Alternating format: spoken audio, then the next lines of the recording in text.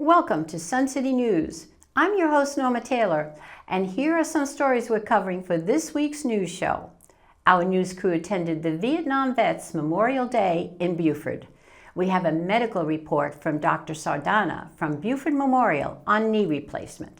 And later in the program, we check out pictures from a Sun City photographer's lunar eclipse amazing photos. Those stories and more coming up. Sun City News starts now. This is Sun City News. With our news team bringing you stories from Sun City and the Low Country. Taking the lead with entertainment news. And on deck is our sports report. Sun City News, from people you know, about people you know. This week's SCTV News starts now. In 2017, Vietnam War Veterans Memorial Day was made an official recognition to be commemorated on March 29th each year. Our SCTV crew was at the Beaufort ceremony honoring those who served. On this beautiful morning, our Beaufort County Veterans Affairs Department is partnering with Beaufort National Cemetery to honor this nationally recognized day of Vietnam War Veterans Memorial. There'll be a pinning ceremony to honor those who've served. And the veterans of the Vietnam War never fully received the recognitions that they so richly deserved. Although a difficult time for this nation, the lessons learned from Vietnam were absolutely invaluable. The military, as a result of what was learned in Vietnam, developed counterinsurgency doctrine, counter-guerrilla insurgency techniques, very critical battlefield medical care. But putting all of that aside, the most important thing that this nation learned was the value of our military service members. They lost that during the Vietnam War, and as a result of the sacrifices that the Vietnam veterans made, this country gained a newfound respect, albeit not soon enough. 8.7 million Americans served in the armed forces during the Vietnam War era. Our Sun City Veterans Association members were certainly among that numbers. We had a chance to talk with them about what they recall from their time of service. I was a veteran in the United States Army from 1971 to 1974. The Vietnam era was extremely intense for Army people. I did not have to go to Vietnam. I was at White Sands Missile Range in New Mexico, tracking experimental missiles with radar. I was in the regular Army. I enlisted in 1961. I served till 1964, and then the reserve until 1968.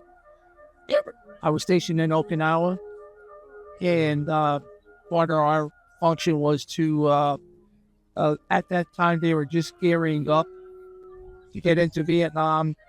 Some of my buddies were going back and forth. We were supplying communications for them, and I was lucky. I went into the Army in 1966 and served in Vietnam from October of 1966 till October of 1967. I started out as a draftsman. I wound up as an infantryman for a while. And my memories of that were kind of like flying an airplane. Moments of sheer boredom followed by moments of sheer terror. So after that, I was reassigned down to a unit in Saigon and spent the rest of my tour there. And coming home, I just remember flying over New York Harbor and seeing the Statue of Liberty, and the tears rolled down my cheeks. I was a happy camper then.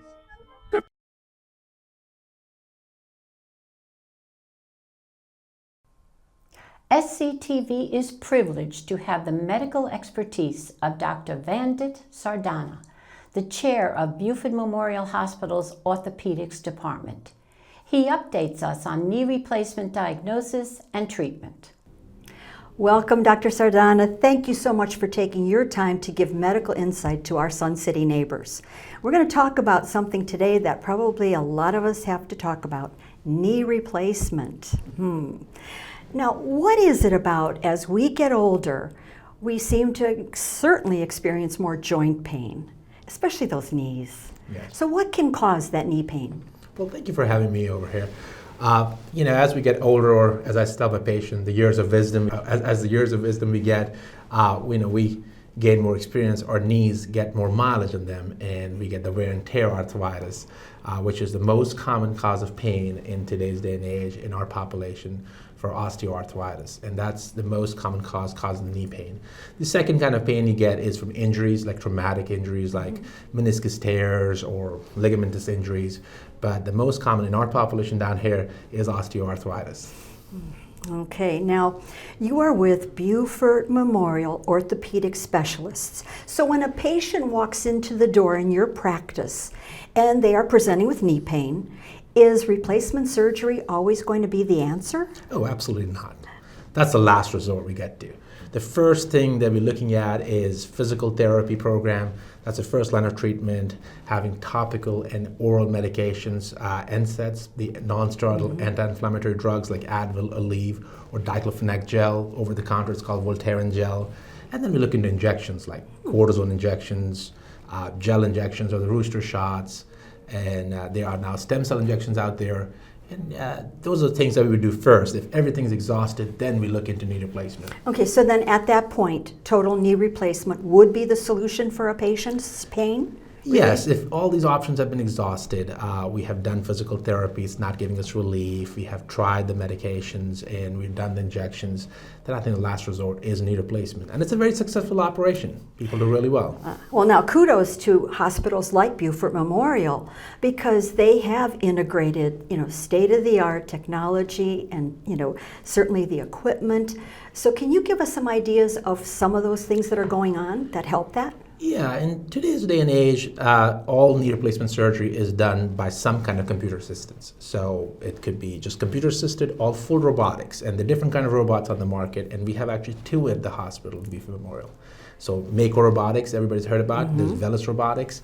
That kind of actually gets us the precise alignment and less soft tissue trauma, giving us a good outcome with the knee replacement. That must be a benefit. Do you actually find that these surgical advancements do shorten the patient's road to recovery? Absolutely. So less soft tissue trauma, less of cutting, but of course, we need to still do the surgery, but more precise alignment brings less pain and faster recovery. Great. Now, before we get into that situation, are there any tips that you can give us on how we would actually preserve and maintain joint health, even at our age? Well, I always tell my patients, be active, keep on moving.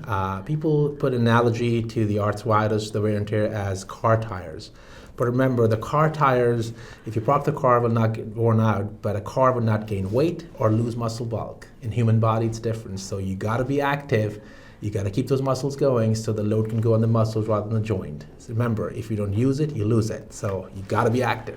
Okay, otherwise we're back at those other questions that we've asked. Thank you so much for coming in. I hope we'll hear from you again, maybe perhaps about some other joint relief. Absolutely. Thank you for having me over. Still more to come. Reporter Chris Chase attended Hardeeville's Frst Friday meeting.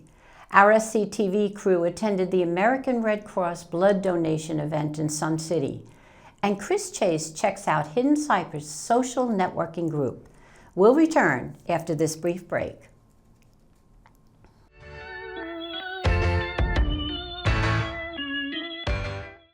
No April Fool in here. Joanne and I are ready to bring you a fun and informative April episode of Extra. We're bringing you sound waves and a fashion show fundraiser. We take you to the Foodseum, an interactive collection of artifacts about a favorite subject, food. We take in the beauty of our Sun City hummingbird and butterfly garden with a healthy dose of good gardening tips and tricks. Cable viewers, please check our program listings on the Sun City website. And most conveniently, you can always catch us on our YouTube station where we invite you to subscribe for easy viewing.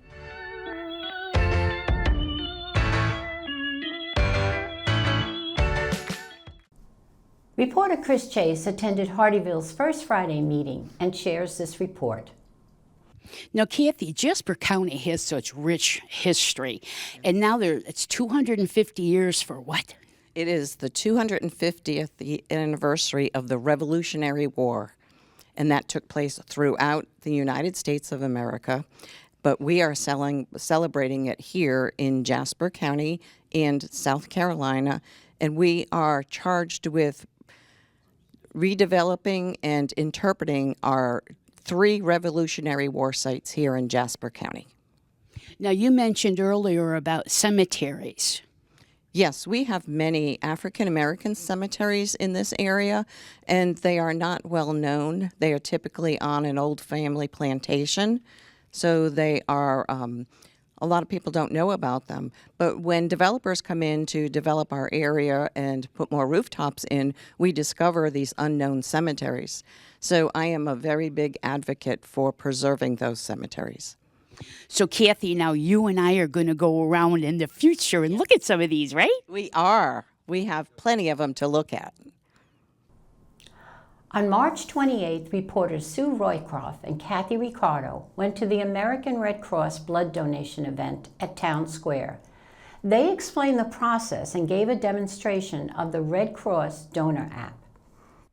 Hi, Sue Roycroft and I are here today, and Sue is going to donate blood to the American Red Cross, and it's a very easy process. Sue, tell us about the process. Okay, so luckily the American Red Cross comes here to Sun City for donations roughly every 8 or 9 weeks.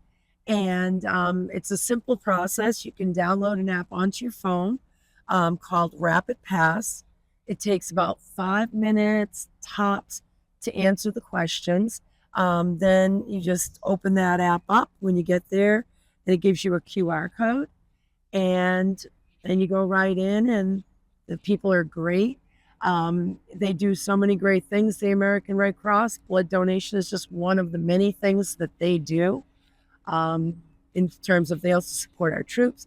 And they do teach kids how to swim, so which is near and dear to our hearts. So. Right. True. The other thing which I love about the app is they will tell you where your blood was donated. Oh, I think that's fascinating. And you can track it. Yeah, it is. Yeah, and then, you know what? You become a hero. Yeah.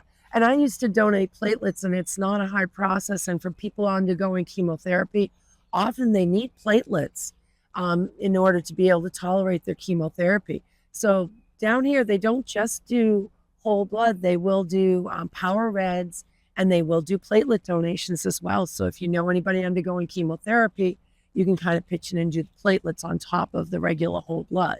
Right. So it's a worthy cause, and it's worthwhile. Check out the app. It's fabulous. I love it. I monitor it all the time. And good luck to Sue. Thanks. We'll have fun doing this, and we'll do it again next time. So this will just show you how quick and easy it is to use the Rapid Pass app. You can go on and schedule an appointment, show your donor card. You can even put your donor card in your Apple Wallet or your Android wallet. It shows your blood journey, like, how many times you've donated. It shows you where your donation has gone. Any testing that's been done on it, you can see what the tests are and what the results are.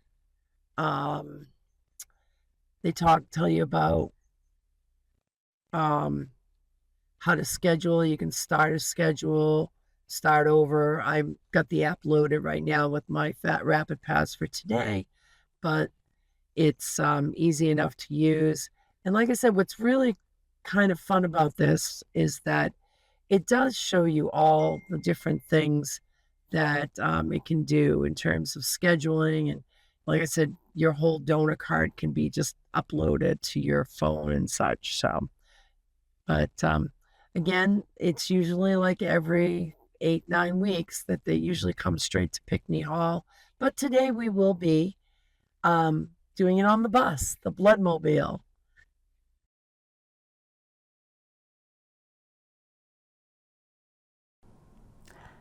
Hidden Cypress hosted the Social Networking Group. Now, this group consists of every social committee chair, representing every neighborhood in Sun City. Chris Chase asked Auntie Horner, the co-chair, how this group works. We're here with the unsung heroes of Sun City. These are the chairs of all the social committees. They get together and share ideas, and you help them so much, Andy, you and Bonnie both. Now, what do you do and how do you help them? Well, for more than 10 years now, we've been having these biannual meetings. They're very helpful because it's kind of a mentoring, sharing time. So those who have been social chairs for a while can help those that have questions. We share ideas about events and activities, about caterers and DJs. And importantly, too, that's part of the reason why Alyssa is here, is all the rules and regulations that we have to follow as far as reserving a room, alcohol policy, 50/50s, that sort of thing. So it's somewhat repetitious over the years, but every time you have a new social chair come on, they need the same information. And social chairs really do need a lot of information. Yes, because to me, what a neighborhood is all about is residents, neighbors getting to know each other. And how do you do that except social events? So I think that's a very crucial part. It's such a wonderful thing, social chairs. They really are. And it's a lot of fun, too. So much more ahead on Sun City News. Rich Holman's here with entertainment. We highlight a Sun City resident's lunar eclipse photos. And Mike Romano has sports news. So make sure you come on back.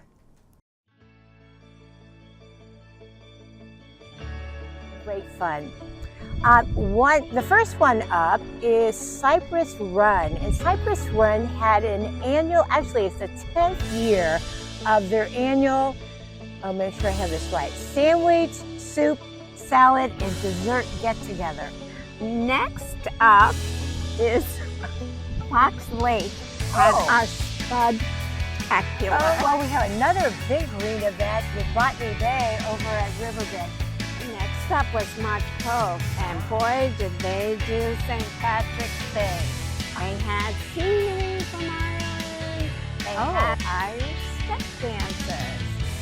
Okay, and lastly was Oak Terrace, and they did a March Madness ice cream social.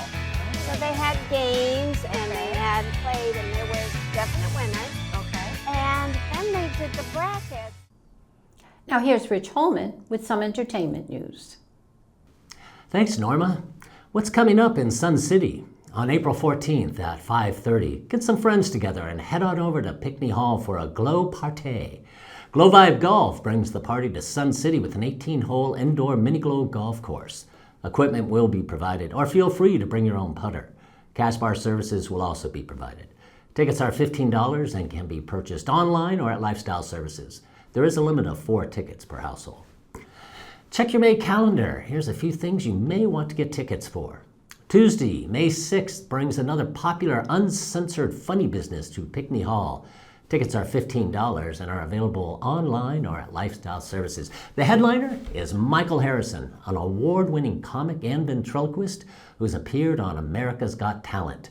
He combines his many talents to create a laugh-out-loud one-man tour de force. And this night is all about adult humor, so remember to leave the kids at home. On May 13th, 14th, and 15th, Journeyman, a tribute to Eric Clapton, will be presented at Magnolia Hall starting at 7 p.m. Sean Haig brings slow hand to life with scintillating guitar work from all aspects of Clapton's career. Tickets are $35 and can be purchased online and at Lifestyle Services. There is a limit of 4 tickets per household. Doors open at 6, show starts at 7. How about having some fun in Savannah? On April 9th, alto saxophonist, MNC, and band leader Lakeisha Benjamin brings her incredible act to the Metal Building at Trustees Garden in Savannah for a night of unforgettable music. Benjamin, a Grammy nominee, has become one of jazz's brightest stars. Her live performances are unforgettable. The show starts at 7:30, tickets are $47, and the Metal Building is located at 660 East Broughton Street in Savannah. For more information, check out the SavannahMusicFestival.org. Enjoy. And to all our friends in Sun City Theater, congrats on their first venture into community outreach with their St. Jude Walk. Over $5,400 was raised. Good job. That's it for this week. Get up, get out, and enjoy yourself. Norma, it's all yours. We spoke with award-winning Sun City photographer Sophia Schade, who stayed up all night in mid-March to capture amazing photos of the lunar eclipse. Well, I'm here with award-winning photographer Sophia Schade. And Sophia, you did the lunar eclipse. So tell us about it, and where did you photograph this? So on March 13th at 11:57, it was the first photo I took, and the last photo I took was on the 14th at 5:05 a.m. So I saw a posting on Facebook on March 12th. A friend of mine had posted a lunar eclipse that happened 4 years ago, and I knew that I needed to do this. I wanted to do it for me because I wanted to learn how to do it, and then I wanted to do a composite that I end up doing. So I decided to do it on our Millennium Bridge. I wanted to be at the highest point of Sun City. I needed to be safe. So I had was able to obtain a parking pass to be on the bottom to park and carry all my equipment on the top. I had to have my tripod, my camera, and then I called a couple friends. So Mike Davis and Joyce Fowler, who are two photographers from Sun City, also joined me. And we started at 11 o'clock at night. Okay. Got up there and took our first photo. And then after midnight, I started taking photos every 15 minutes in order for me to be able to see the whole eclipse. And it was magical. It was magical. I mean, what did you think when you were taking these pictures? I was at awe. I could not believe what nature had to offer us. And that was how I was feeling. I was excited. I had brought a chair. So every 15 minutes after I took my photo, I would sit down and I would just continue to look up because the moon moves and it moves really fast. We don't realize how fast it moves. I needed to do a lot of studying beforehand. So the post came out on the 12th. I called Jamie. I said, okay, Jamie, I'm going to do this tomorrow. Give me some feedback. How do I do it? What do I need? And he said, Sophia, just follow my steps and you'll be okay. So I wrote everything down and I followed his steps to the T. And I was very pleased with the photos I got. But what I was more pleased is what I was feeling at the time. And it really, my heart was just so happy.